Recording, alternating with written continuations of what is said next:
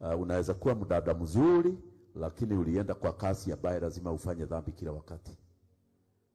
Nimeambiwa na wasichana wengine hapa Rancha nikihubiri. Wananiambia kwamba wanafanya kazi ya kutengeneza Kenyan pornography. Hiyo ni kazi mzuri kweli? Ninamwambia, na unatengenezaje?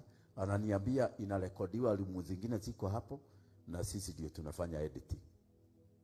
Na sasa shida yako, hiyo mapicha imekataa kutoka kwa kishwa.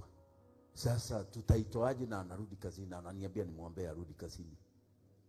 Nitoe mapicha arudi aweke ingine. Niliitwa nitoange mapicha na yeye aweke ingine. Kazi ingine unasema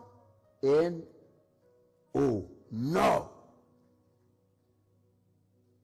Ama mnaonaje? Msishana sasa kufanya editing ya pornography na alipelekwa na baba yake mpaka shule. Halafu baba yako anakuuliza, unaweza kunipeleka kazini? Hapana, hapo ni strict, hawatakagi.